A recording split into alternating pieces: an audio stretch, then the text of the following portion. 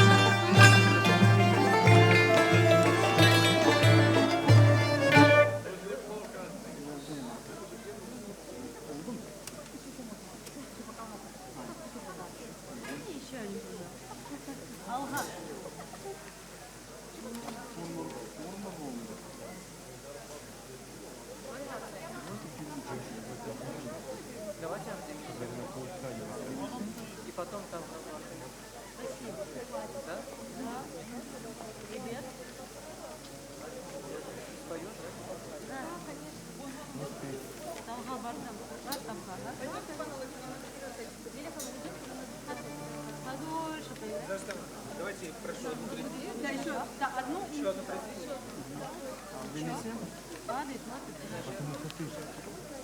что-то веселое.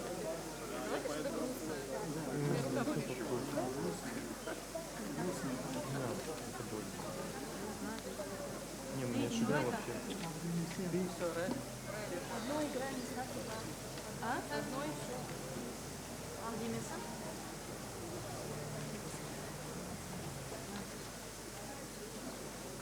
Без талғабардың просто заканчиваем.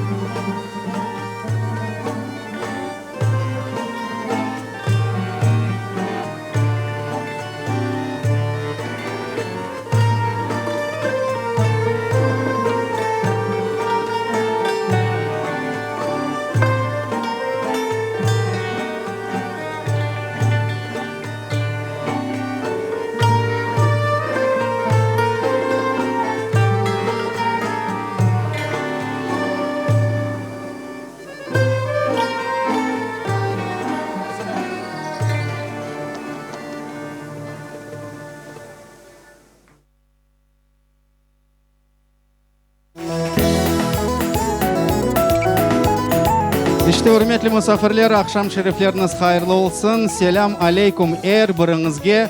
Aslında İsmail Bey Гаспринский hakkında çıkarılgan filminin pремьерасына hoş geldiniz. Geliniz bir-birimizге alkışlar bağışlayık.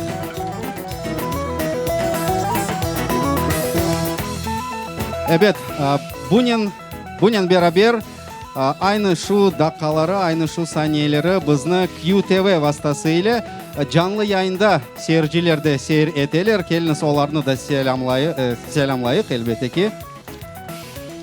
Язык ки бу жерге келип оламадылар, ләкин эминим шынды бизлернен бераберлер рат евлеринде отурадырлар, чайлар, кавелер иче. İşte hürmetli misafirler, hürmetli seyircilerimiz, bu yıl Kırım'da ve aslında aynı zaman bütün Türk dünyasında gayet kavi, imanlı evladı, marifçi, muallim, naşır, yazıcı, publitsist, cemaat erbabı İsmail Gasprinskiy'nin yılı gibi belgelendi. Onun 170 yıllığı tamam 2021 senesine rast kele. Kırım Tatar halkımız için İsmail Gasprinskiy'nin adı mukaddestir. Çünkü aynı o bizim tarihimizin yanı sayfilerini açıp büyük ariflerinin marif, inkişaf ve terakkiyat yazdı. Bu sivilizasyonun uç hareketleyici gücünü tek öz halkına değil de umumen bütün Müslüman dünyasına açtı. Elbette ki Gasprinskiy'nin 170 yıllığı Karadeniz Production için de pek mühimdir, çünkü production'ның faaliyeti bilgenimiz gibi faaliyeti ve icadının maksadı daima Kırım Tatar medeniyetini inkişaf etmektir. Aynı bu yerde de alkışlamaga mümkün. Sağ olun. Marifçinin юбилейіне hazırlanған vesikalı filminin çekimleri bu yılın Mart ayında başlandı ve sır değil ki bu iş pek de kolay değil, bu iş pek zahmetli, kıyın ve uzun edi. Ama bu vaxtda aslında daha tafsilatlıca Karadeniz Production'ның müdirleri menden de fazla aytar ve keliniz büyük zevk ile onlarını bu yerge kabul ettik. Karadeniz Production'ның general müdiri ve general müdirinin muavinlerini alkışlar ile bu yerde bekleyimiz. Elzara Hanım İslamova ve Lila Hanım Bucurova birazdan elbette ki buyurunuz. Ассаляму алейкум, сайгылы достар, Ахшам Шерфелинс Хайрлоусон. Вы знаете, этот год, вернее эти полгода были очень насыщенными для нашей команды Karadeniz Production и для вас, для наших друзей. Мы в этом году провели много мероприятий, презентаций, на которых было очень приятно всех вас видеть. И с одной стороны мы уже с Лили Ханум переживаем, как бы из-за такой чистоты вам не надоесть, но с другой стороны нам действительно есть что вам показать, что вам представить. Есть действительно плоды нашего кропотливого труда, есть темп работы и самое главное, есть то, чем можно пополнить такую культурную сокровищницу нашего народа. И мы очень надеемся, что фильм, документальный фильм к 170-летию Исмаила Гаспринского станет еще одним ценным вкладом в эту копилку. Этот документальный фильм о великом человеке, о выдающемся деятеле, о просветителе, который, по сути, изменил состояние нашего народа, который изменил вектор развития нашего народа. Этот фильм позволит нам, наверное, более глубже понять мотивацию этого человека, понять, какие истинные цели он ставил перед собой, понять условия, в которых он работал, понять, какие трудности, наверное, гигантские трудности для того времени, препятствия, которые он преодолевал, и понять и осознать те результаты, которые он достиг, и какое они значение имеют сейчас для уже нашего поколения. Этот фильм, безусловно, еще и о масштабе личности. И, наверное, сложно, вернее, сказать в этом отношении, что сложно не согласиться в отношении Исмаила Гаспринского, что вот популярные цитаты психологов о том, что именно страдания, трудности формируют масштаб личности, что те цели, уровень целей и те результаты, которые готов достигнуть этот человек, они действительно определяют масштаб личности. И когда изучаешь дело Гаспринского, понимаешь, что, наверное, все страдания нашего народа, вот этот вот страх, эту безысходность для его поколения, такое ощущение, что он весь пронес через себя и принял эту боль на себя. Искал, всю жизнь искал это лекарство и нашел его для своего народа, и это лекарство актуально по сей день. Этот фильм еще и про нас, потому что каждому поколению Каждое поколение проходит определенные испытания, и мы в этом отношении тоже не исключение. И, может быть, их пройдем еще не единожды, но всегда перед каждым из нас встают определенные вопросы. Мы их задаем сами себе, мы задаем их друг другу. А что делать? Как дальше жить? На что и на кого опираться? Какой вектор заложить? И когда вы посмотрите этот фильм, а вы однозначно увидите эти параллели с сегодняшним временем, потому что они просто однозначны, они, по-другому никак нельзя, вы, наверное, найдете ответы на многие наши вопросы. Еще одна ценность этого фильма, что она создана, конечно, нашей молодой творческой командой Кара Денис Продакшн. Это молодые, амбициозные, такие неравнодушные, патриотичные, очень талантливые крымско-татарские специалисты. Мы этим невероятно гордимся, и сегодня вы их обязательно всех увидите. Отдельную благодарность мы хотим выразить всем тем, кто способствовал в съемках этого документального фильма. Нам очень хотелось передать атмосферу, более правдиво, наверное, отразить эпоху, в которой жил Исмаил Гаспринский. И благодаря вашей поддержке, благодаря вашей помощи мы очень надеемся, что у нас это получилось. И еще одну благодарность я хочу выразить владельцу этого прекрасного этнокафе Ашлама Сарай. Просто в сказочно красивом месте, в Бахчисарае, в его сердце. И нам было очень важно провести эту презентацию именно в Бахчисарае, в городе, который очень любил Исмаил Гаспринский, в котором он жил, в котором он работал, творил, и который его всегда вдохновлял. Чок салов на Стаирбе и вашей прекрасной команде за такую возможность провести эту презентацию вот здесь. Чок салов на Сепенсге, Евгения Сычун нас. Всем мы желаем приятного просмотра. Ислямова, сағылыңыз. Лиля ханым Буджурованы да алғышлар ile қабыл етейік. Buyurunuz Лиля ханым. Selam ekim. Bağışlayacağınız мен bugün Rus dilinden atacağım. Ne için? Filmde Rus dilinden yaptık. Переводчик adı. Baksanız anlarsınız. Ne için Rus dilinden. Я недавно участвовала в одной веб-конференции с таким интересным названием, что крымские татары дали миру. Совсем легкий вопрос, правда? Мы дали миру Исмаила Гаспринского. И мне было очень легко об этом говорить. И люди, которые были участниками этой веб-конференции, открывали для себя новый мир. Тот мир, который в свое время открыл и для своего народа, и для всего мусульманского и тюркоязычного мира Исмаил Мурза Гаспринский.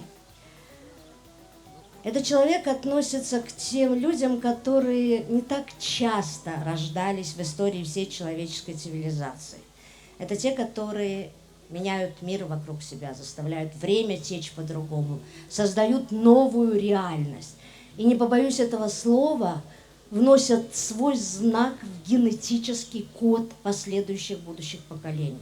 Вот откуда у каждого из наших родителей, у каждого крымского татарина вот это стремление вообще не есть, не пить, копить, чем-то себя ущемлять, но дать детям образование. Это Гаспринский с нами говорит.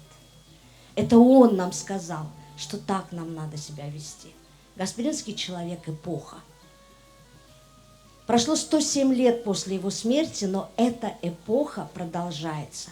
И доказательство этому мы с вами. Мы образованные, стремящиеся к успеху, стремящиеся быть лучше всех, выполняя какое-то дело, открытые миру и одновременно сохраняющие свое национальное, идентичное, родное.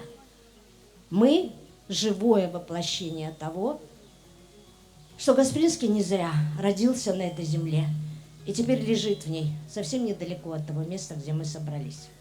Давайте посмотрим этот фильм, и, может быть, он нам поможет ответить на вопросы, которые мы каждый день задаем себе сегодня, сегодняшние. Потому что вчерашние на них уже, как вы видите, ответили. Саумс. Кара Денис Продакшнның ялгашчылары Эльзара ханым Ислямова ve Лиля ханым Буджурова.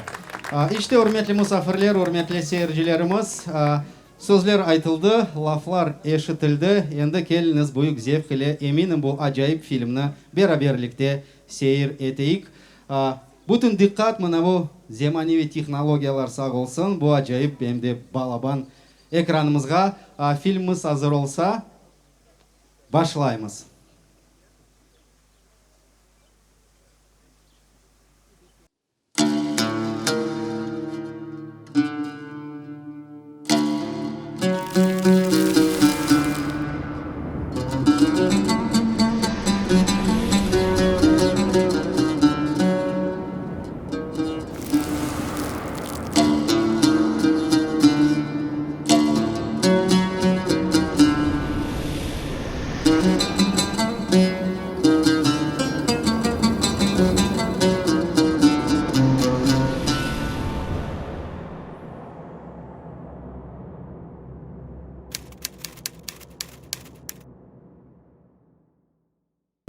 Крым. Вторая половина XIX века. В крымских селах все еще можно найти стариков, родившихся в последние годы существования Крымского ханства. К столетнему юбилею своей жизни под российским флагом крымско-татарское сообщество неузнаваемо изменилось. Людей стало меньше, намного меньше. После нескольких волн массовой иммиграции в Турцию крымские татары стали этническим меньшинством на полуострове. Начавшись в 1780-х, этот массовый исход продолжался до сих пор и будет продолжаться до начала 1900-х. За пределами крымско-татарских сел и городских кварталов бурлит иная жизнь. Россия наращивает мощь, строит порты и южнобережные дворцы, фабрики и верфи, прокладывает железные дороги, воспевает чарующую Тавриду в стихах и картинах. В этой кипучей жизни основной массе крымских татар отведено место наблюдателей. В лучшем случае наемной рабочей силы. В хронике тех лет не найти имен не только крымско-татарских ученых, инженеров, архитекторов, деятелей искусств, но и хотя бы сколь-нибудь крупных коммерсантов, какими славилась, например, Казань. Что же до высокородных представителей крымско-татарской знати, точнее потомков той части крымской знати, что не полегла в колониальной войне, не эмигрировала за море и согласилась присягнуть российской короне в обмен на сохранение своих привилегий, эти люди были крайне далеки от того, чтобы стать политическими лидерами своей нации. Одним из самых разрушительных последствий падения ханства стало то, что народ в одночасье лишился своей интеллектуальной верхушки. Все эти вдохновенные придворные мудрецы и мыслители, чьи витиеватые сочинения наполняли библиотеки при бахчисарайских мечетях и медресе, исчезли из столицы вслед за ханским двором. Нить знаний и традиций, сплетавшаяся столетиями, была прервана, и к середине XIX века даже муллы при ханской мечети в Бахчисарае уже не помнили имена ханов, похороненных рядом в Дюрбе. Русские писатели и путешественники, посещая Крым, нередко дивились бездействию и апатии встреченных крымских татар. Для чего, мол, днями сидеть с трубкой у своего порога, если можно встать и улучшить свою жизнь? Никто из любопытствующих не получил внятного ответа на этот вопрос. И понятно почему. Перед заезжими господами не стоило откровенничать о грустном опыте последних десятилетий. Можно, конечно, встать и развернуть кипучую деятельность, но кто гарантирует, что на завтра из Петербурга не дунет новое политическое поветрие, после чего придется бросать все созданное и спасаться за морем, как это уже случилось со множеством родных и знакомых. Лишившись политических и интеллектуальных лидеров, отстраненные от принятия любых решений, крымские татары в российском Крыму ушли, как в подполье, в глубокую изоляцию. Тем крепче они держались за то, что у них еще оставалось – семья и мечеть. К счастью, власти не покушались хотя бы на это. Haberini işittiniz mi? Remzi Kurantası'nın gitti. O da gittimi? Herkes o tarafga gitse Бахчисарайда kim kalacak? Baba, ya telegraf ne demek? Bunu sen haydan işittin? Bu kene bizim başımızga bela olgan kafirlerin uydurmasıdır. Sen onların işine karışma. Bu bizge gerekmiyor.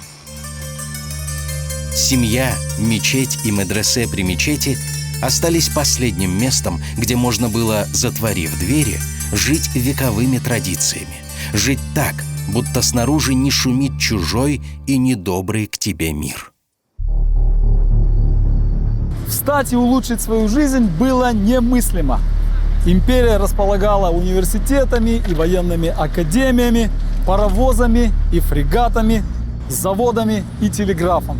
А у крымцев имелись лишь семья, мечеть да родная земля, хозяевами на которой теперь были не они. Время за дверями неслось вперед, и разрыв в возможностях покорителей и покоренных рос с каждым днем.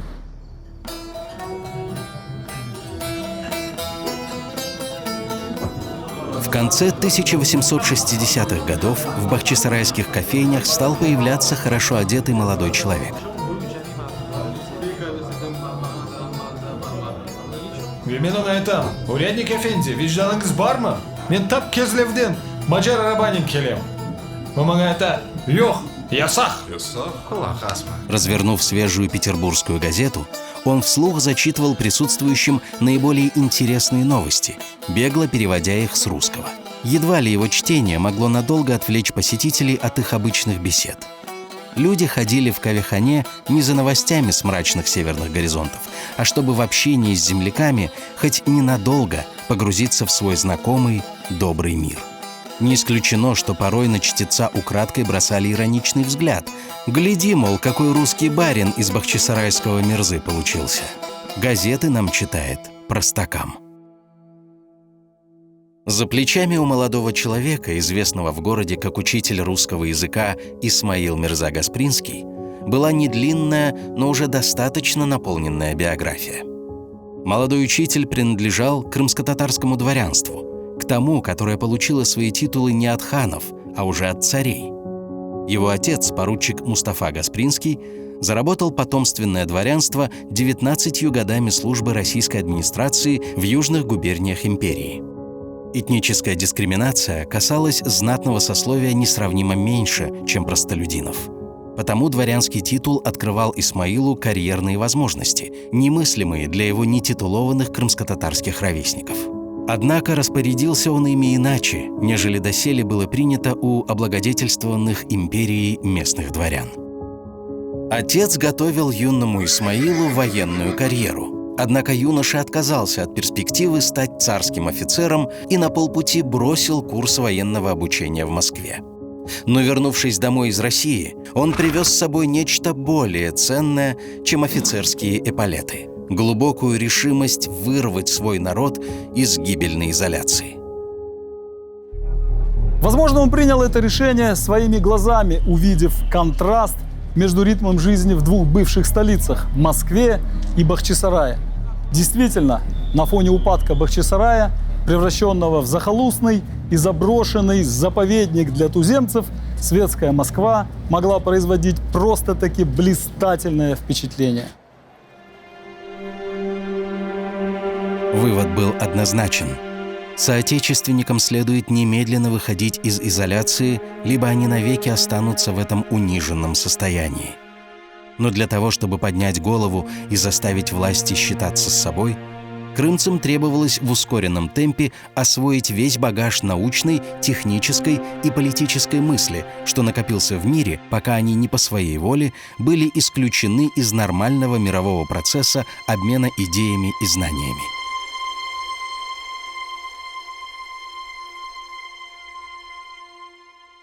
Подсказка, как достичь этого, лежала на поверхности – через просвещение. Исмаил посетил Россию как раз в те годы, когда там ширилось народническое движение. Молодые дворяне и интеллигенты, возмущенные крепостническими нравами, шли в народ. Захватив с собой переносные библиотеки, народники направлялись в русские деревни, обучали мужиков грамоте, читали им лекции о науке и культуре. Наглядный пример высокоразвитого общества, которое можно построить с помощью просвещения и прогресса, демонстрировал Париж, где молодой Гаспринский прожил более 2 лет. Париж недаром считался культурной столицей Европы и на пути к прогрессу обгонял Москву не меньше, чем та обгоняла Бахчисарай.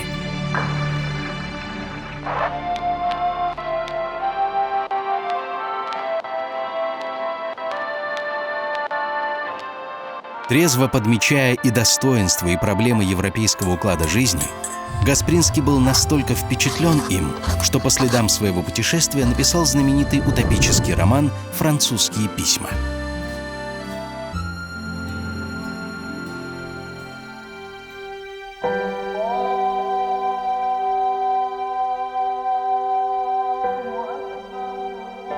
Дав волю воображению, автор описал в романе мечту об идеальном обществе для своих соотечественников, фантастическую «страну блаженства», где европейские достижения цивилизации гармонично сочетаются с мусульманскими ценностями.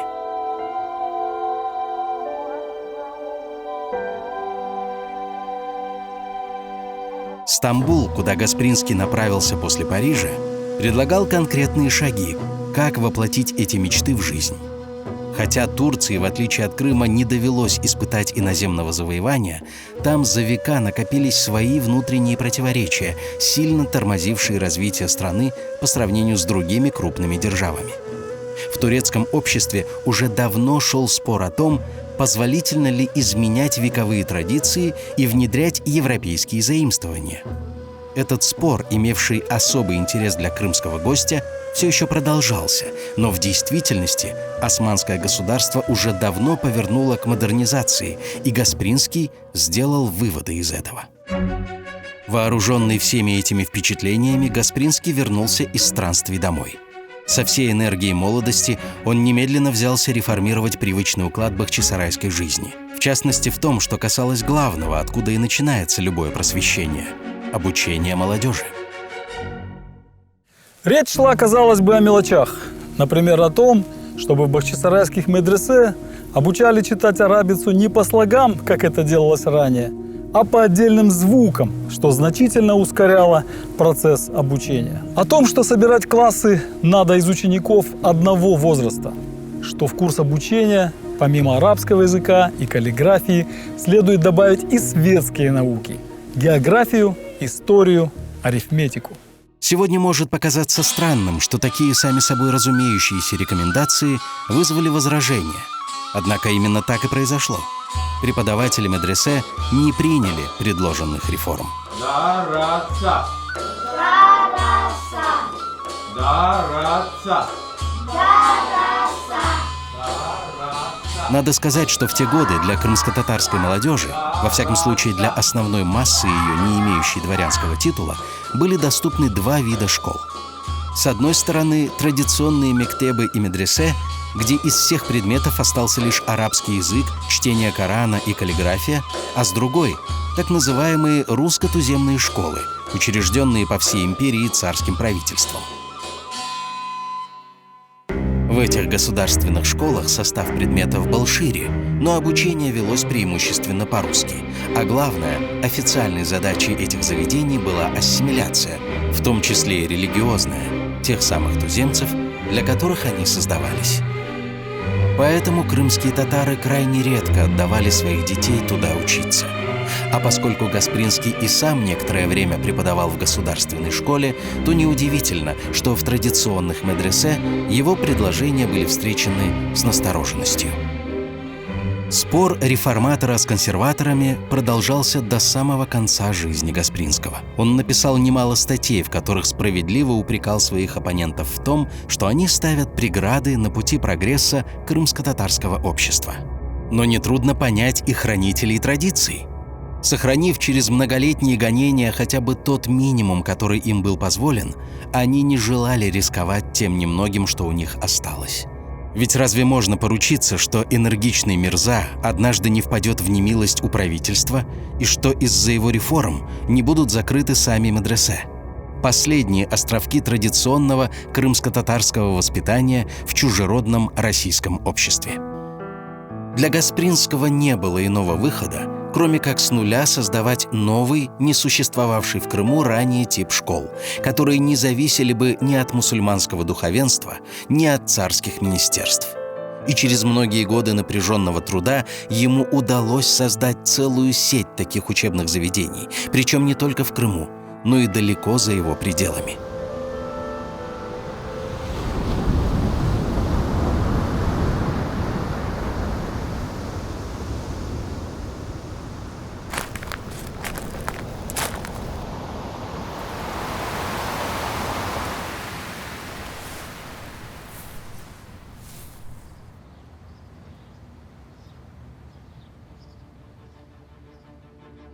Но до этой славы было еще далеко.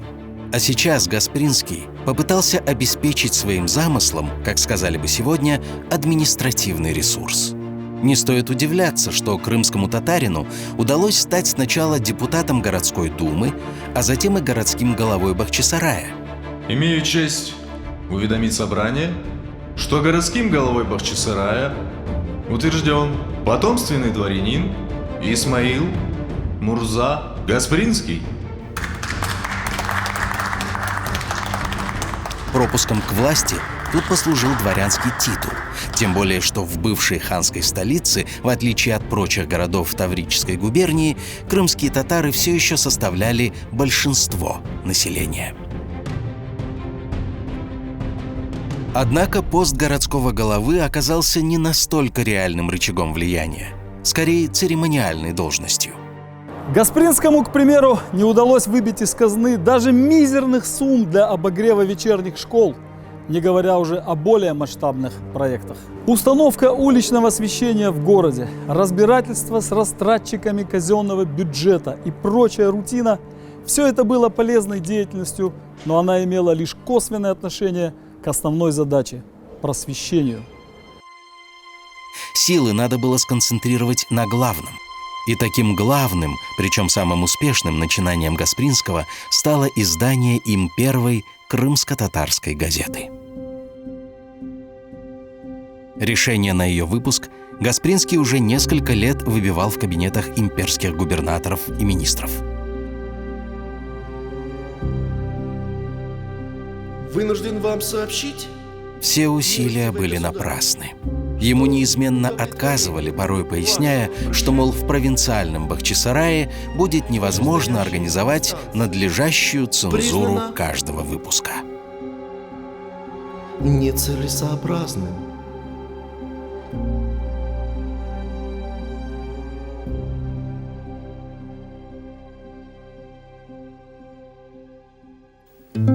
Тогда Гаспринский сам предложил наиудобнейший для господ цензоров формат. Крымско-татарский текст газеты будет полностью продублирован на русском, и даже само ее название будет двуязычным – «Терджиман» – переводчик. Собственно, Гаспринскому и нечего было скрывать от цензуры. Он не собирался печатать призывы к восстаниям. Гаспринский ясно сознавал, что крымско-татарское общество, преднамеренно загнанное на далекую обочину общественной жизни, в нынешнем его состоянии обречено на поражение в любой политической дискуссии. Чтобы вести такую дискуссию, а уж тем более борьбу за свои права, следовало как минимум встать на один образовательный уровень с оппонентом. И наращивать этот уровень полагалось постепенно, с самых элементарных азов. «Если хочешь помочь народу, начни с того, что доступно и выполнимо», – писал Гаспринский. По его замыслу, газета должна была раскрыть перед крымско-татарским читателем широкую панораму современной жизни. Ведь сведений о внешнем мире, особенно для тех, кто не владел русским и не имел доступа к османской прессе, в тогдашнем Крыму получить было неоткуда. Газета должна была рассказывать о других странах и о природных явлениях, о рекомендациях медицины и о новых сельскохозяйственных культурах, о воспитании детей и о достижениях технического прогресса. Словом, о всех сторонах современной жизни XIX века, о которых еще никогда не писалось на крымско-татарском языке. Разумеется, эта идея Гаспринского, как и другие его замыслы, немедленно вызвала критику. С одной стороны, выступали идеологи империи. Они открыто признавали, что крымский татарин, получивший современное образование и овладевший иностранными языками, гораздо опаснее для государства, чем самый воинственный религиозный фанатик. А с другой стороны, высказывали недовольство и некоторые соотечественники. Впрочем, их, как и в случае с медресе, понять нетрудно. Появление крымско-татарской газеты было нововведением на русский манер, а опыт последних 100 лет научил людей, что любые нововведения непременно влекут за собой и новые притеснения. Нареканий со стороны соотечественников Гаспринский не опасался. Он был уверен, что реальные плоды его начинания со временем развеют их недоверие. Но вот с имперскими властями было сложнее. Поскольку для издания газеты требовалось разрешение российских чиновников, их следовало убедить в политической целесообразности проекта. Потому Гаспринскому пришлось стать не только просветителем собственного народа, но и просветителем русских, подробно разъясняющим им намерения, потребности и надежды крымских татар, а заодно и других мусульманских народов империи. Хорошо ориентируясь и в мусульманском, и в русском обществе, Гаспринский взвалил на себя колоссальную ношу. Он вызвался стать посредником между покорителями и покоренными. Стать во всех смыслах этого слова переводчиком между двумя очень разными мирами. Специально для российской аудитории Гаспринский написал статью «Русское мусульманство», где с помощью исторических и политических доводов доказывал, что мусульманские народы — это не внутренние враги России, а ее вернейшие и благонадежнейшие подданные. Автор одобрял цивилизаторскую роль Российской империи среди подвластных ей мусульманских народов и лишь выражал досаду, что Россия еще не сознает, насколько возрастет ее величие, если правительство изменит отношение к своим мусульманским подданным и пригласит их как равноправных партнеров к совместному строительству просвещенной империи. Эта верноподданническая нота еще не раз повторится и даже усилится в написанных для русского читателя текстах Гаспринского. Вплоть до утверждений, будто русский мир и мусульманский мир являются естественными союзниками в противостоянии миру Запада. Неудивительно, что и Гаспринскому, как признавался он сам, порой доводилось слышать от соотечественников укоры, будто он стал более русским, чем сами москвичи. Был ли Гаспринский искренен в своем демонстративном российском патриотизме? Или его заявления служили лишь ловким обманным ходом, призванным успокоить цензоров? Много лет спустя дочь Гаспринского, Шефика Ханум, отвечая в интервью на подобный вопрос, высказала мнение, что отец не лукавил. Гаспринский действительно верил в то, что писал. Возможно, ему, успешно использовавшему для блага соотечественников свои привилегии российского дворянина, было легче верить в образ просвещенной и терпимой России, чем абсолютному большинству крымских татар. Однако двуличен он не был.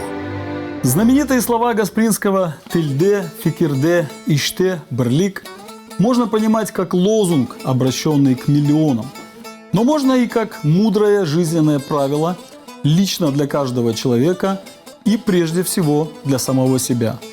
Проживи жизнь так, чтобы твои слова, твои убеждения и твои дела были едины и соответствовали друг другу. Вся биография Гаспринского свидетельствует, что этому правилу он следовал неукоснительно, даже если реальность и не всегда оправдывала его возвышенные мечты. Россия не поверила Гаспринскому. Слишком силен там был стереотип коварного татарина, который ради достижения своих целей готов говорить не то, что думает. И искренние призывы Гаспринского к сближению народов многими там воспринимались как прикрытие неких скрытых злокозненных планов.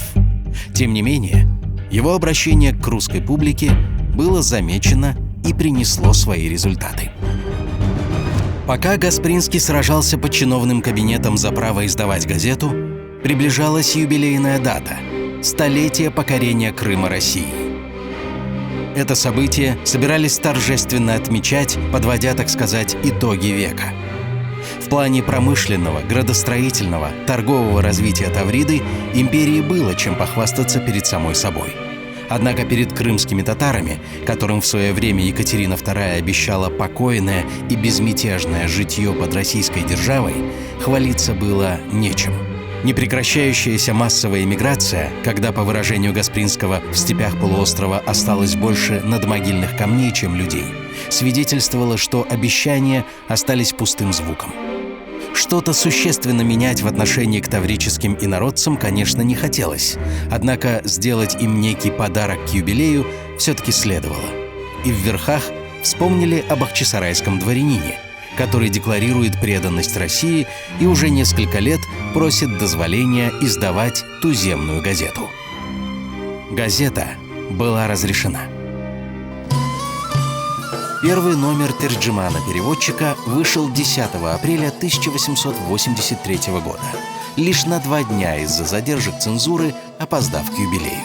Выпуск начинался с хвалебной передовицы о столетнем процветании Крыма под властью российской монархии.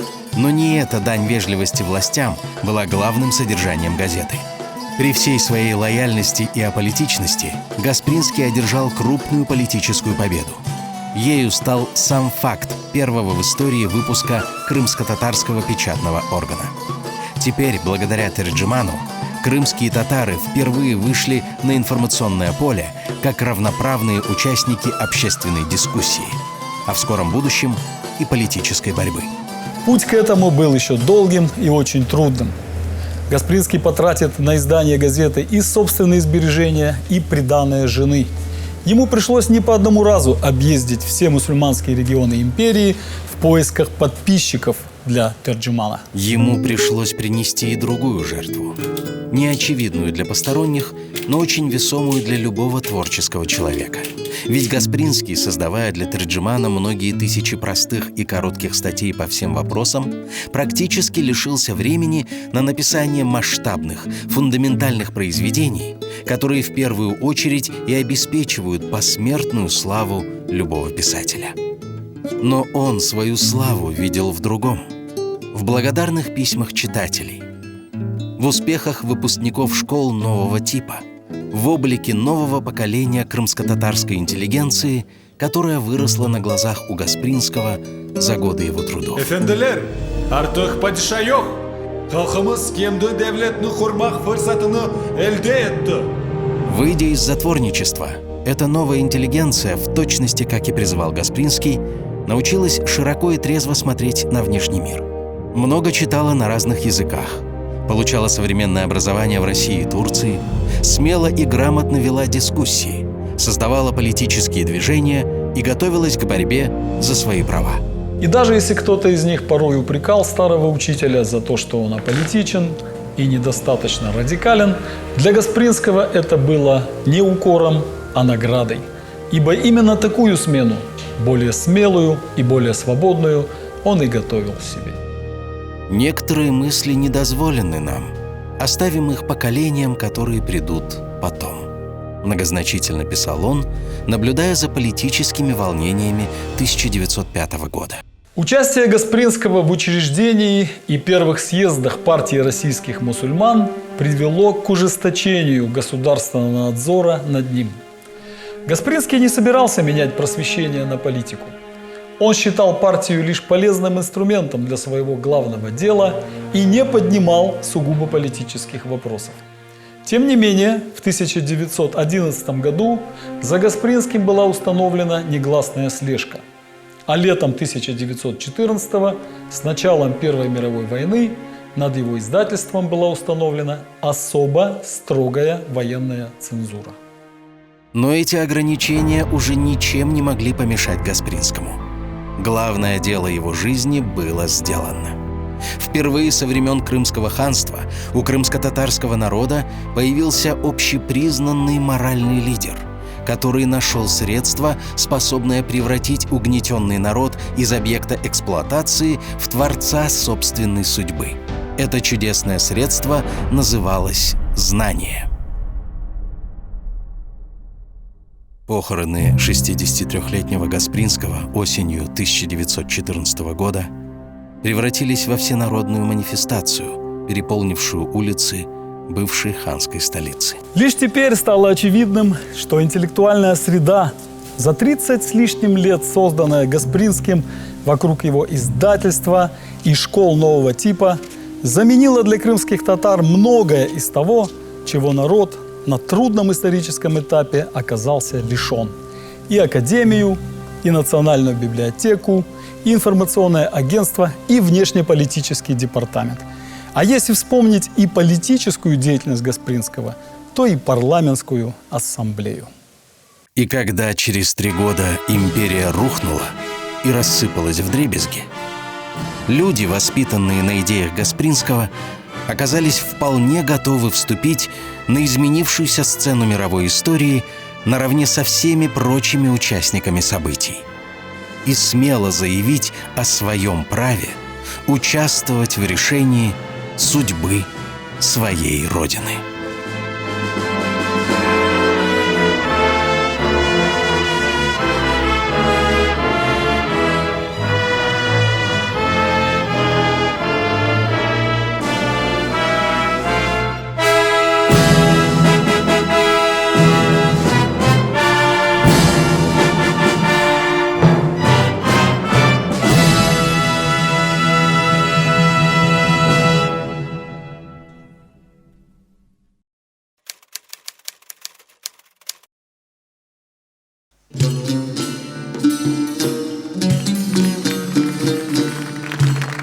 Благодарим за помощь при создании фильма генерального директора Бахчисарайского историко-культурного и археологического музея-заповедника Вадима Мартынюка, заведующую мемориальным музеем Исмаила Гаспринского Эльмиру Ханым Абиубулаеву, основателя дома-музея Дервиш Эве Рустема Дервиша, замдиректора Республиканской крымско-татарской библиотеки имени Исмаила Гаспринского Лейлю Ханум Кадырову, ректора Крымского государственного инженерно-педагогического университета Чингиза Якубова, замдиректора по административно-хозяйственной работе медицинской академии имени Сергея Ивановича Георгиевского Наримана Мусаева, администратора банкетного зала Ешеляда Зарему Хану Мустафаеву, а также коллекционеров Харьковский Дмитрий Сергеевич, Кокарев Николай Борисович и Кокарев Николай Николаевич. Келіңіз оларға да алғышларымызны бағышлайық.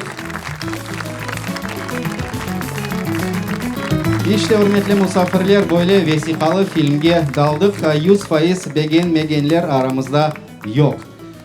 Hürmetli misafirler, şimdi ise büyük zevk ile sanaga İsmail Gasprinski rollerini icra etken aktörlerini davet etmege ister edim.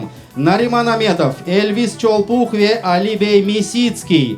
Alkışlar ile onlarını bu yerge davet ettik.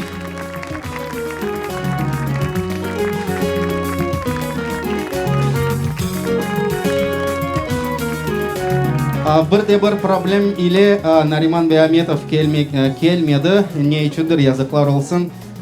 Buyurunuz, öyle olsa sizge söz. Добрый вечер. Селям алейкум. В первую очередь я бы хотел искренне поблагодарить всю команду Харадинис Продакшн за эту уникальную возможность быть причастным к этому поистине историческому событию. Это для меня большая честь. Работа в этой команде профессионалов была для меня просто бесценным опытом.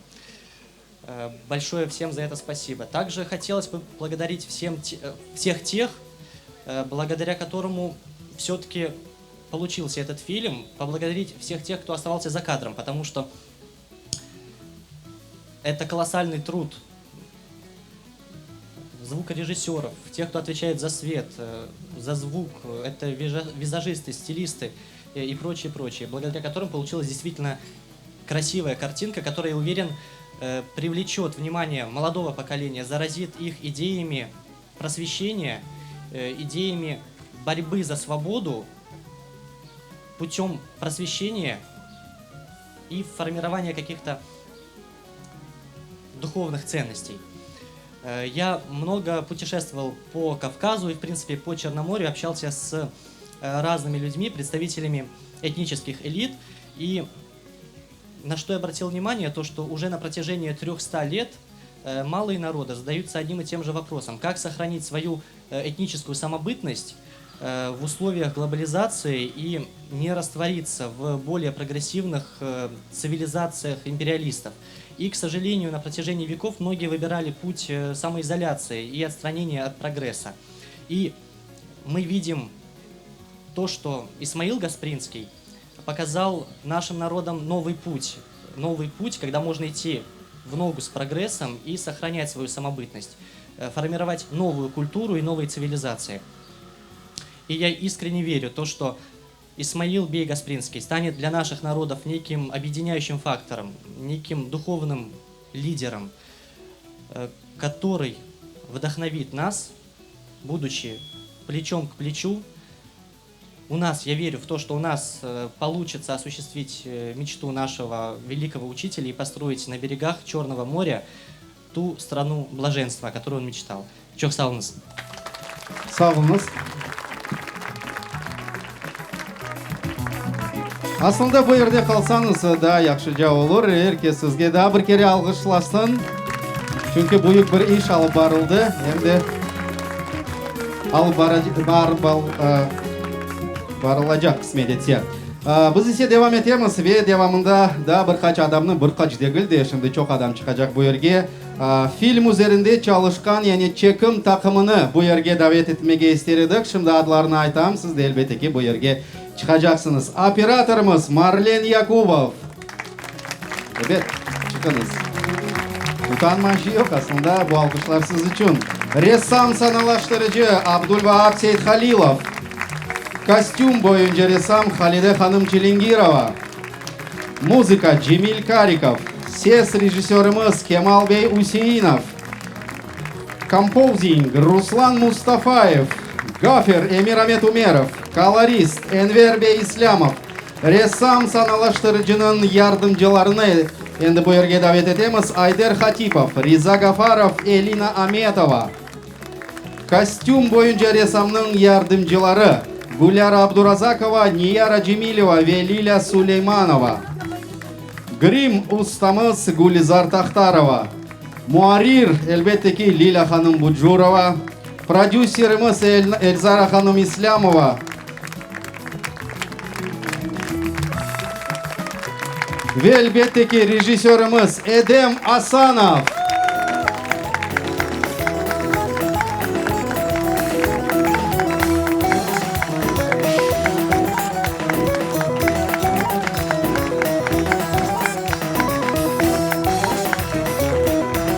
İşte Edem Bey, sizden de birkaç söz mümkün olsa buyurunuz. Selamünaleyküm.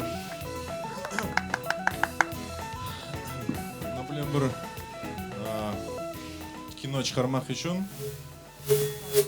bizde ufak ama bek güçlü komandamız toplaştı. Birinciden komandaga sizge çok dostlar sağolunuz. Hepimiz, bu bizim hepimizin Karadeniz Production studiyası, çok sağ olun.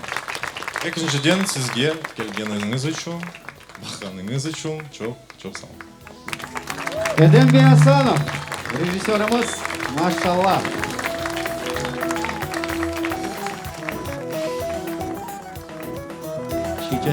Çiçekler vakti geldi.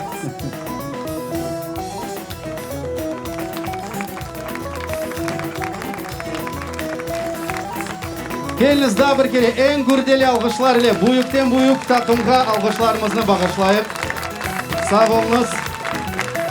Şimdi aman yerlerinizge de oturmak mümkün.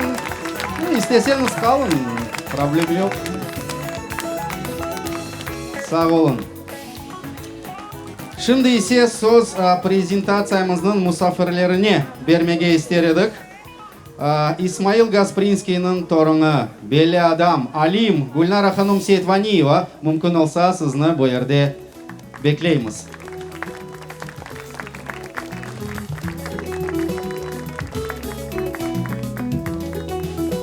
Buyurunuz.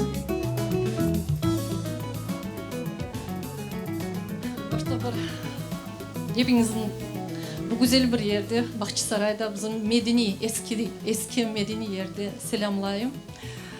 Ve her birimizge bu film, başta bir ekipke, bu film üzerinde çalışan her birine ben özüm adımdan, Korantası adımdan, Gasprinskiy'nin soyları, akrabaları adından gene de minnettarlığımı, teşekkürümü bildireyim. Evet, çok heyecanlı ve bizler için gerçekten bir bayramdır. Ben Gasprinskiy hakkında yapılgan bayağı filmler görgen edim. Ve başta bir Kırım'da yapılgan ve ikinciden de güzel filmlerden biri olgan bu filmdir. Emetli onun serlevasıdır. Deyler insan adının eser de adının yaşap gelmekte ve seçilgen, saylangan adı eserinin bu filminin adı bence daha güzel düşünüp tapılmasaydı. Mülkünede İsmail Gasprinski demege, mülkünede devrinin bir medeni bir inkişafını göstermek amında tercüman. Gerçekten de tercüman biz için tek Kırım Tatar halkı için değil, Türk Müslüman halkları için ayrı bir devir. 35 yılga yakın yayınlanan bir gazete. 1905 senesi tercümanın, İsmail Gaspralı'nın tercümanı tesirinde Türk Müslüman dünyasında 35'ten ziyade gazete ve jurnallar çıkarılıp başlanan edi. Bir yıldan son Gasprinski'nin matbaasına, bunda Bahçesaray'da onun matbaat evine Baku'da çıkarılgan Hayat gazetanın bir yıllık cıltı gelgen edi. Ve onun muhariri Gasprinski'ye minnettarlık bildirip bugün tercüman, çünkü bütün yayınlar hem gazeteler hem jurnallar Gasprinski'nin tercümanına oşatıp çıkmak istedi, çıkarılmak istedi ve bu Hayat gazetanın muhariri Ali Hüseyinzade Gasprinski'ye minnettarlık bildirip degen adam bugün tercüman, yani tercüman gazetesi bütün Türk Müslüman dünyasına ve bizim gazetamızga ayrı bir himayeci, bir korucudur, покровитель. Gasprinski açık mektup olarak tercüman gazetede bir fikirlerini bastıra ve di. Bugün hayatın ve dünyanın himayecisi, korucusu tercüman değildir, millettir. Ben ise onun tercümanıyım deyip cevap bergen edi. То есть покровитель народа, покровитель газеты не я, а народ, а я лишь выразитель его чаяний и переживаний. Ben de diyeyim, şimdi İlzara Hanım güzel bir sözler ayıttı. Biz güzel bir, gerçekten de bir paraleller kurduk bu filmde. O devirden, bugünkü günden. Ve Lila Hanım bir sual verdi. Bugün Kırım Tatar halkı dünyaya kimni getirdi, ne getirdi? Ve de İsmail Gasprinski'ni. Ya İsmail Gasprinski dünyaya ne getirdi degen bir sual da koyabiliriz. İsmail Gasprinski Türk Müslüman dünyasına gerçekten de o hem Orta Asya'daydı, hem Kafkas'ta, hem Zil Ural Tatarların inkişaf yollarında, hem Hindistan'a, hem Mısır'a da gidip anda büyük bir urluk saçkan edi. Bu urlukun adı progres, inkişaf. Ve filmde biz bu gayeni, bu fikrini gördük. Gene de çok sağ olunuz. Ben belirtsem bizim için büyük bir gerçekten tarihte kalacak bir noktadır. Gene de bizim adımızdan ekipke İlzara Hanım bu gibi gayelerini hep gerçekleştirip durgan, bu belge geçirgeniz için teşekkür ederim. Ve bu güller siz için.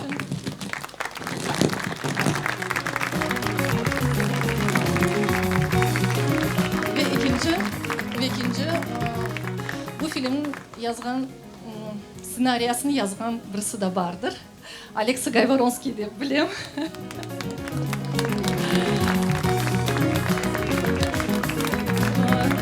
Alexey, siz için ayrı bir hediyem var. Ve gerçekten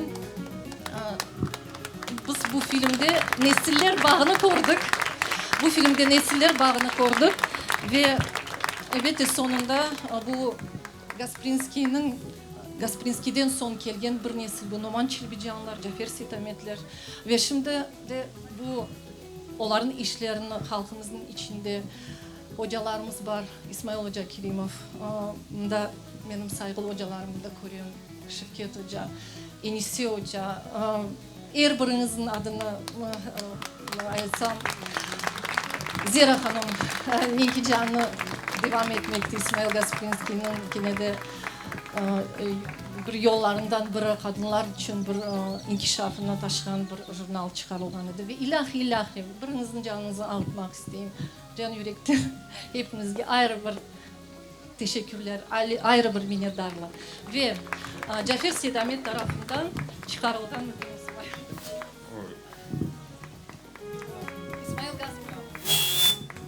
İsmail Gasparalı bu Gasprinski hakkında birinci kitaplardan biri 30. senelere çıkan kitaptır ve ileride daha güzel bir filmler bizim vatanımızda, ana toprağımızda çıkarılsın da ve bu gibi işler olsun, bu kitapta, bu çalışmada yardımcı olsun. Çok sağ olun. Sağ olun Gülnara Hanım. Sözler için hem de bakışlar için. Devam etemiz. Sanaga İsmail Gasprinski'nin Memorial Müzeyinin müdürü Elmira Hanım Abibullayeva davet edilir. Buyurunuz.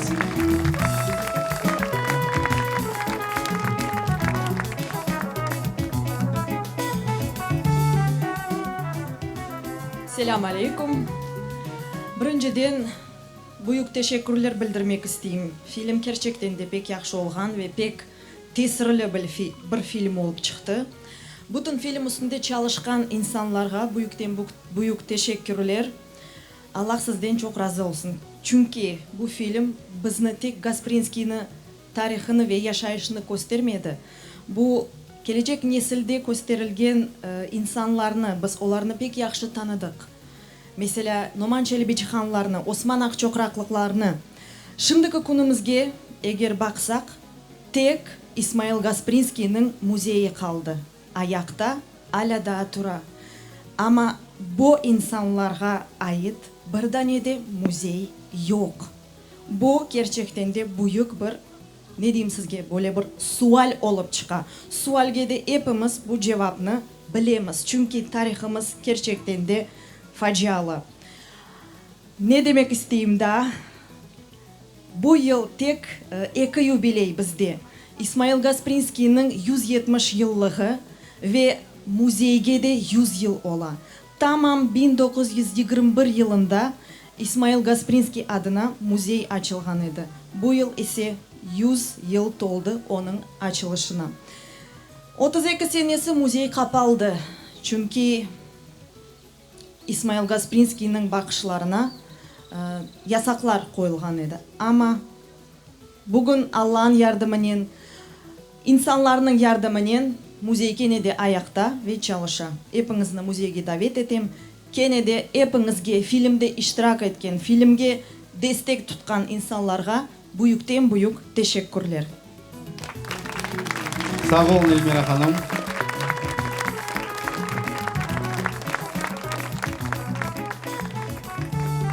Devam etemiz.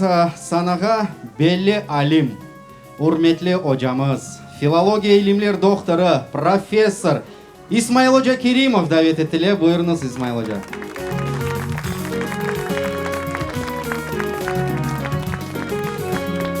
Sağ ol. Başta bir bu Eke Dülber Hanım'a ayrıca teşekkürler maşallah. Nasıl etip bakın sen o kadar şeylerini öyle kısa zaman içinde kavrap o filmaga koydum ben. Bek istidatlı bek maşallah. Ben de değil, kim yaptı? Hepinizge teşekkürler maşallah. Rejisör Edem Hasanov çok maşallah, çok maşallah. Birinci kere böyle bir yani ciddi şekilde Gasprinski hakkında film çıkarıldı. Anda bir ne var yani ben aytacak şey böyle 1905 senesine kadar tercüman çıktı hem Rusça hem Kırım Tatarca. Yani herkesge yengil şekilde Tatarca, Arap grafikasını bilmegen, Rusça okumak ve bilmek.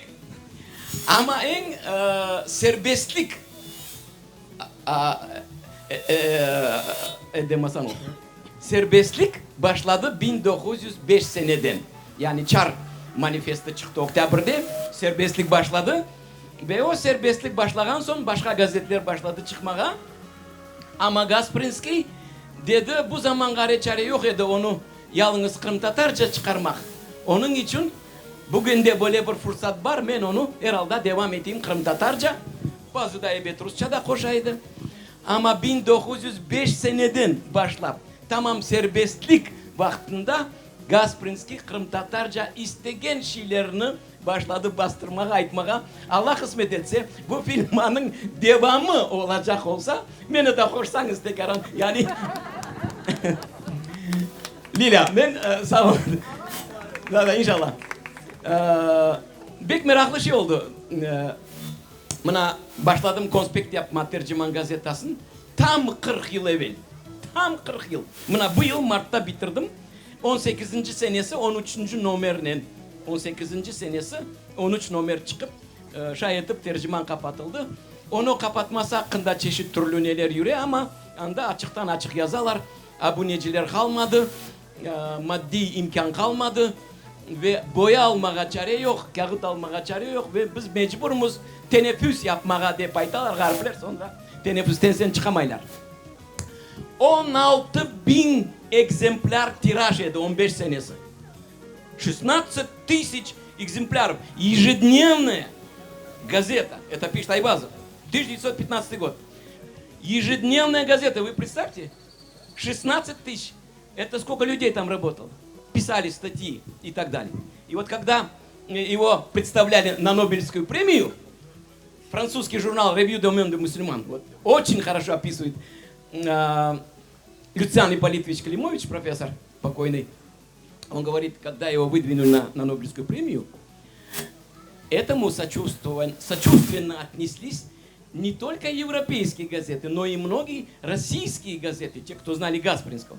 Человек, который объединял миллионы людей, объединял на основе духовности, культуры и прогресса. Не на основе там каких-то призывов и так далее.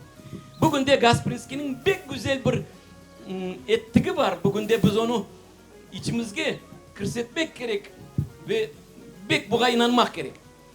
Öyle bir lider ki bir vakit özün milleti içinde düşman kıdırmadı ve karşılık yapmadı. Mollalarını, zenginlerini, fakirlerini, fukarelerini kim olsa onlarını hepsi çıkını koşmak, birleştirmek hareket etti. Ve şayet milletlerini birleştirdi. Buna tilde, fikirde, işte birlik degendi. Tilde, fikirde, işte birlik degendi. Bugün de bakınız eğer de onun bir uççuğu amelge geçseydi bugün de biz serbest Özbekistan'dan da, Azerbaycan'dan da, Tataristan'dan da, Türkiye'den serbest derslikler alırdık. O dersliklerle okumak mümkün edi bizge. Eğer de onun aytkanları tutulsaydı, o kadar makaleler yazdı garip. Tilde birlik ne demek? Yani özün tilini unutmak değil. Özün tilini zenginleştirmek, sinonim koşmak. Bugün de terminoloji meselesinde ne dayım problemi? Terminolojiyamız yok olan. Terminolojiya sunni surette, da iskustvenna. Türkiye tillerde eğer de bu beraberlikte olsaydı, tilde birlik. Tabii ki bugün de Türkiye'de geçemay bugün birçok fenlerini Türkçe, İngilizce'ye geçerler. Yazıklar olsun. Anlamadılar Gasprinski'nin gereği gibi. Şimdi onu vefatın göstereler. 6.000 can 11. sentabr değil 12. sentabr 1914 senesi rahmetli oldu o 11. sentabr'de sabah saat 8 raddelerde dep yaza komdiler ikinci günü cuma günü 6.000 can böyle cenaze Kırım'da kimse görmedi. Hiçbir padişah, hiçbir hükümet başı kimse görmedi. Gasprinski gördü. Çünkü nice bunda arabalar okyanusuydu. Nice neler halk konuşmak istedi. Yalta'dan geldiler oğa bir üstüne örtmek için cenazesinde bir şeyler yapmak için yani halklar böyle yanaşaydı. Son bir misal getireyim. Son bir misal. Nasıl etip Gaybolonski sen Tatarca anlaysın galiba. Maşallah. Anda ben nasıl etaydım. Anda böyle bir meraklı şey oldu. O Zincirli'de Rus dilini bergende, Rus dil dersin bergende çan kullanaydı. Zil çalmak için. Da объявлял перемену звоночка. Onu başladılar kabatlama ana soktalar. sen bizge kilise simbolunu gösterme. Bu yerde olmaz. Gasprinski diyedi. Ulan bu zil. Onun ben sizge haber etem ders bitti dep. Yok. 3 gün 4 gün bir hafta davalaştılar. Oğa çeşit türlü zapiskalar, tezkereler yazdılar. Korkuttular. Ahırı sonu lila. Sen bu yerden ketmesen cesetin kalır bu yerde. Anlıyorsunuz? Gasprinski gitti. O kadar can ağırdı ki sonra bu talebeler 30 yıldan son bunu güzel dinle çünkü sen onu son kullanacaksın başka firmada. 30 yıldan ziyade geçken son bu onu öldürecek talebeler mezarlığına yıkılıp tırnaklarını kanatıp babacığım deyip kıçıraydılar kız. Babacığımız. Görüyorsunuz mu? Ne kadar mülkün böyle bir diplomatik surette iş yapmak. Sogmeden, dogmeden, davalaşmadan yavaş yavaş anlatmak, sindirmek fikirlerini ve ahır sonu o düşmanını baba dedirtmek. O pek büyük. Bugün de öyle politikacı kaynağı da yapacaksın. Ve son sözüm Gasprinski rahmetli olgan son Tercüman gazetasını evet özü sayladı. Ayvazov'unu koydu. Ayvazov olsun. Kimse onu çıkarmak gazetten hakkı yok. Özü ketmegence. Ben onu sonku numarınece konspekt etkenim için meraklı bir şey duydum. O duygunu da sizge aytayım. Gelecekte jurnalistler bunu güzel anlasın. Gasprinski vaktinde kimse böyle büyük davaga çıkıp olamaz idi. Ne partiyasının, ne özü, ne bir şey. Gasprinski rahmetli olgan son başladı davalar. Öyle bir davalar ki 1917 senesi Krimtayev Hasan Sabri Ayvazov'nu düelge çağıran. Düel akız. Pistoletler getirirler. Neler değil. Sekundantlar gele. Ayvazov'a. Ya çıkacaksın ya gene Yaşı Çelebi Cihan Peterburg'dan yazan mektup. Men çıkacağım. Ayvazov endi yaşı ziyade. Krimtayev eğer sana kan gerek olsa men çıkacağım deyip mektup yazıp akız bu şeylerge gelelim. Gasprinski yok. Toktatacak adam yok. Halkını toktatacak otoritet yok. Pek meraklı.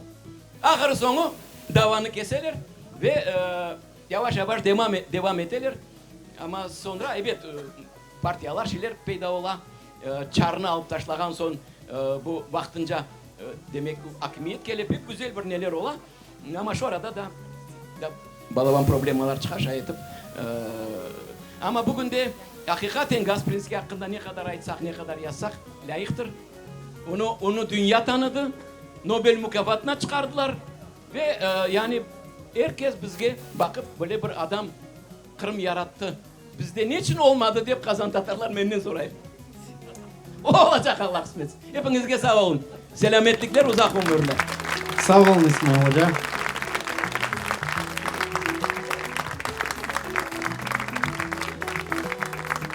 Devam etemiz. Sanaga İsmail Gasprinski adına Avrasiya İnkişaf İnstitutu'nun müdürü ve İsmail Gaspralı ile Subetim kitabının müellifi Muhammed Ali Süleymanov davet etili. Buyurunuz.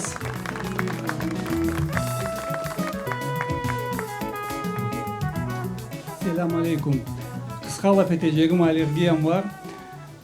Uzun zamandır bekleyeyim, merakla bekleyeyim, korkuyla bekleyeyim bu filmi. Nasıl olur acaba?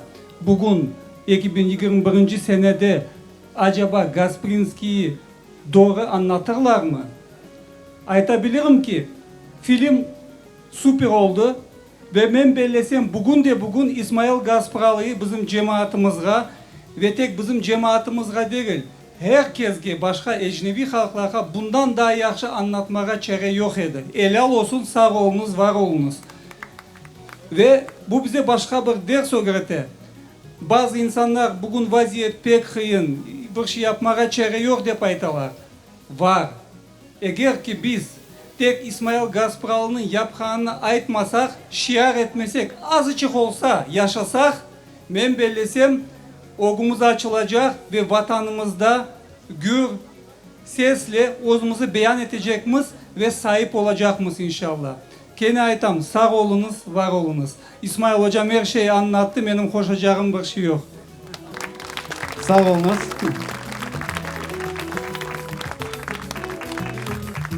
Ve daha bir acayip insanı şimdi bu yerге davet edecekmiz. Belli tarihçi, yazıcı, Kırım Tatar halkımızın sadık dostu ve Kırım Tatar tilini anlayan İsmail Hoca, Aleksa Gayvaronskiy davet edilir.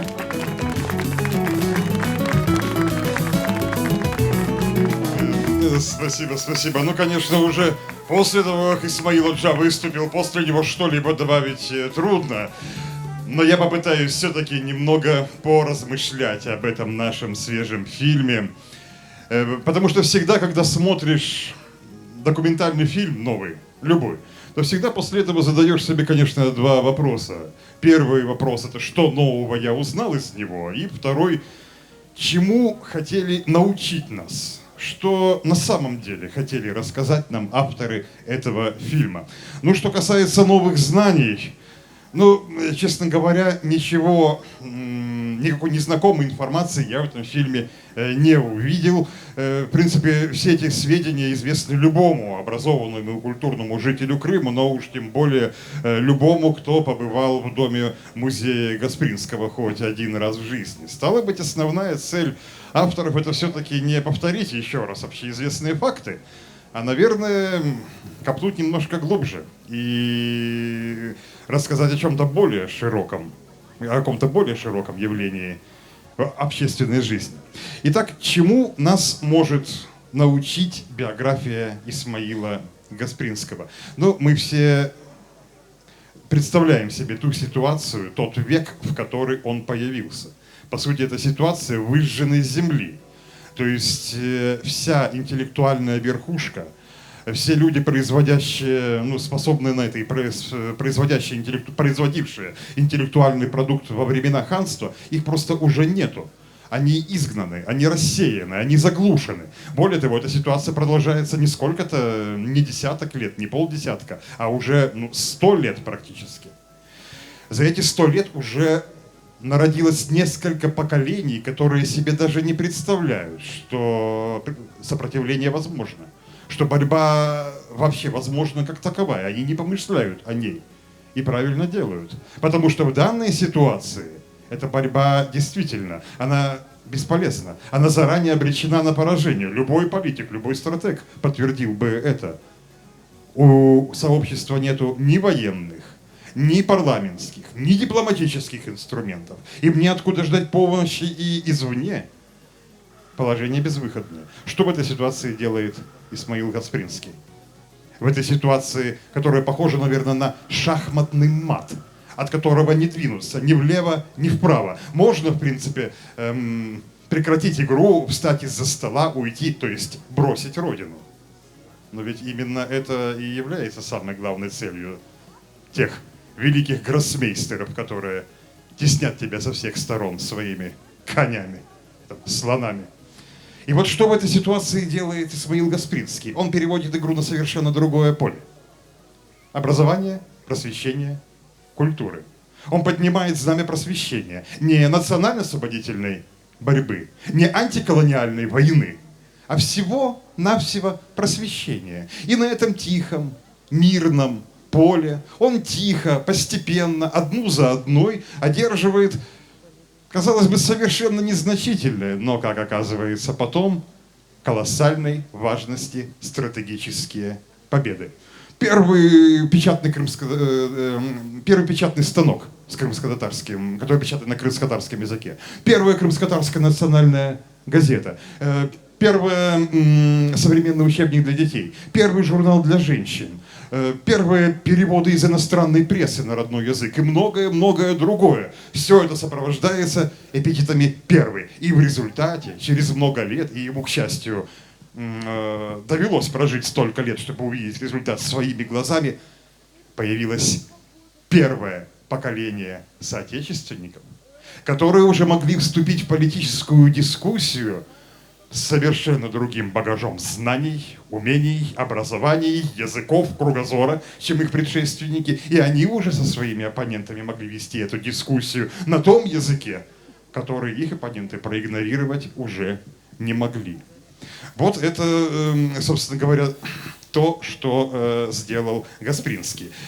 И то, что в фильме нам показали, что в нужный момент это новое поколение, которое было во многом создано его усилиями, оно оказалось на месте, встало и оказалось готово взять свою судьбу в свои руки. Впервые за всю историю. И что же хотели нам авторы сказать, изложив вот всю эту историю такой бескровной победы Исмаила Гаспринского над своими оппонентами? Мне кажется, что здесь прежде всего авторы этого фильма хотели поделиться своими мыслями о лидерстве, о том, что такое национальный лидер, о том, как им становится и как он себя ведет. Вообще поразмышлять об этом. Ведь Гаспринский дает очень яркий пример такого лидерства. При этом он ведь никогда этим лидером и не намеревался быть.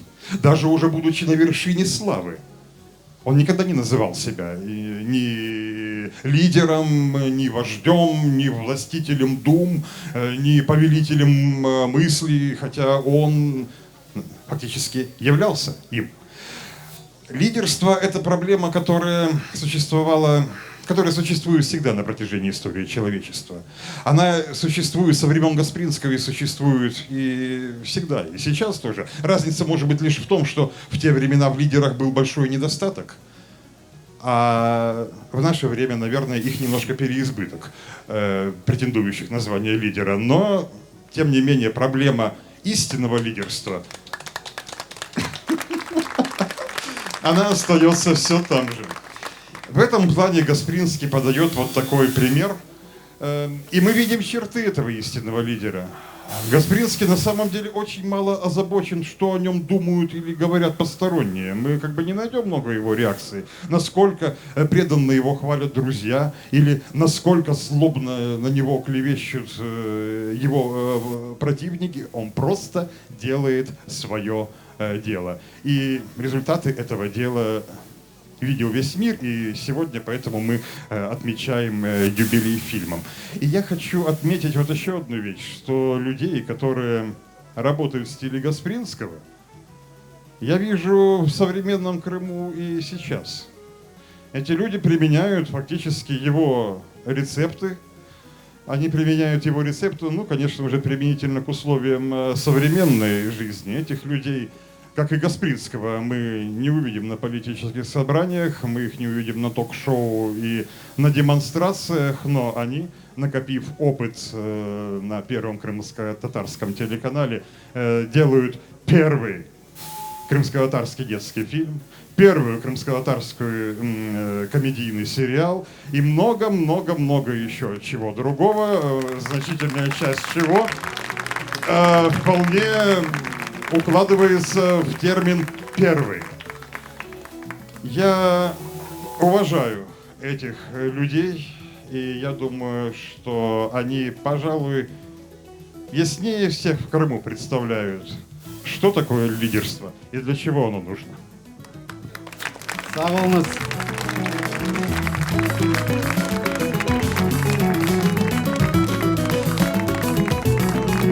Келіңізді бір кере ең sıcak алғышлар ile Karadeniz Production студиясына алғышларымызны бағышлайық. Бүтін япқан işlerinizde Allah dostlarınız yardımcı olsun.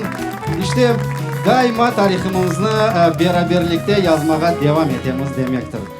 Hürmetli misafirler, yanlışmasam Kramen Tatars Club sayfasında aman bu film peyda olacak, doğru mu?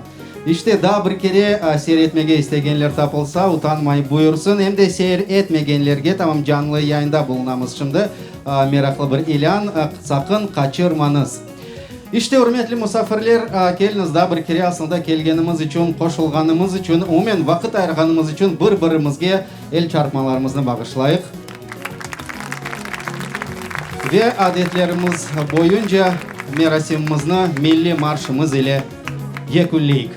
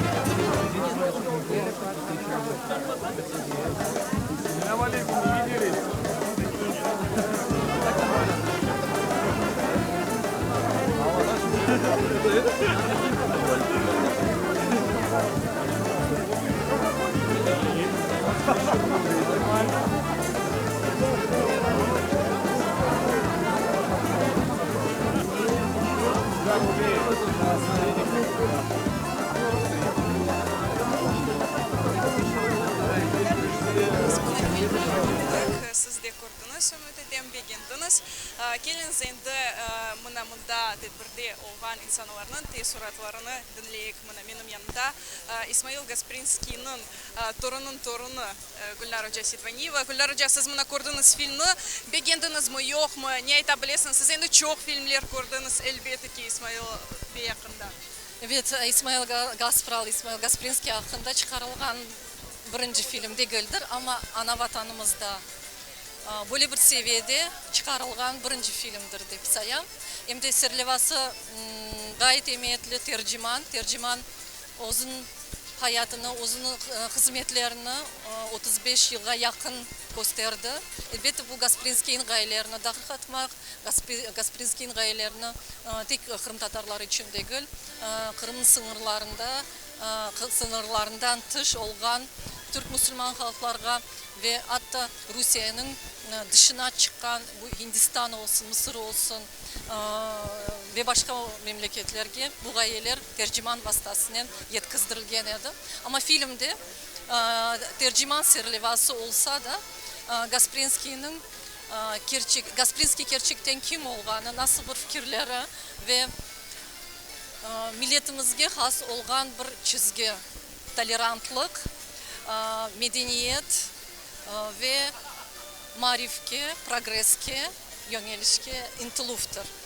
Gasprinskiy o edi, dünyaya bu fikrini getirdi, bu urluknu attı ve bu urluk bugün o fidanlarını gösteriyor ve Gasprinskiy'in gayeleri, Gasprinskiy'in inkişaf yolunda yapılan hizmetleri bugün halkımızın içinde yaşayıp gelmekte. Hem yaşayacak ve diyeyim ki geleceğimiz budur. Çok sağ olun Gülnar Hoca. Buna böyle fikirler, böyle tesuratlar.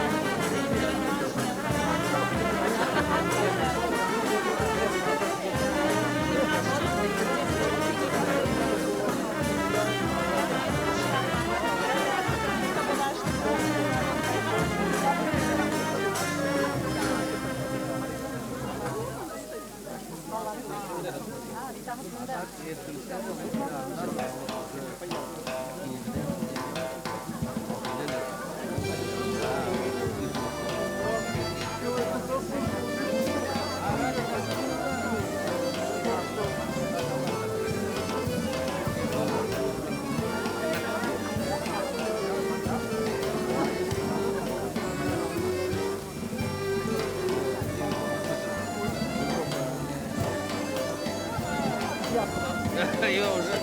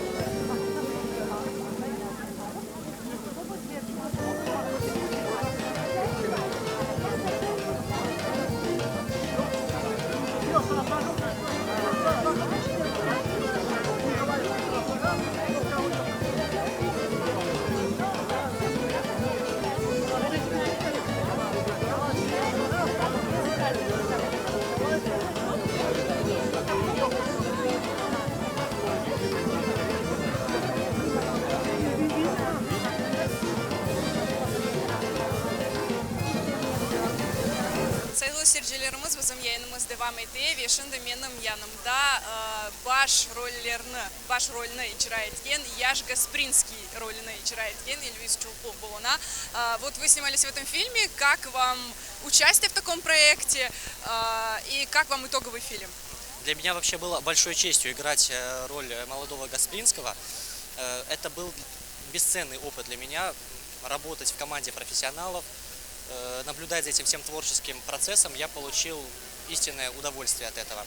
И я, увидев сейчас этот результат, я все-таки уверен в том, что этот фильм привлечет внимание подрастающего поколения, заразит вот этими светлыми идеями просвещения многих творческих людей. И, как я уже успел заметить, то, что и нам получится когда-нибудь осуществить мечту нашего величайшего учителя и построить вот эту страну блаженства, о которой он мечтал на берегах Черного моря. Из вашей речи, из вашего образа видно, что вы и сами как-то вдохновляетесь идеями Гаспринского, верно? Да, безусловно. Я стараюсь читать его произведения, его статьи. Очень был восхищен интересной подачей его романа «Это французские письма». И я считаю, что это действительно то произведение, которое достойно войти в золотую коллекцию классики мировой литературы. Сами вы чем занимаетесь? Сам я по специальности врач-психиатр. Чоксаунс, большое спасибо. Возможно, дальше вы будете, как сказать, работать в этом направлении, то есть сниматься в подобных фильмах. Возможно, этот опыт был для меня очень интересным. И, безусловно, если будет такая возможность, я с удовольствием буду принимать участие в подобных проектах. Çok sağ olunuz. Mına bu da bir kere hatırlatam. Yaş Gasprinski rolünü icra etken Elvis Peyçolbuq. Filmde siz onu көргендерсiniz. Bizim yayınımız ise yekünlene filmimizni tercüman, переводчик adlı filmini siz bizim Kremen Tatar saytımızda görebilirsiniz.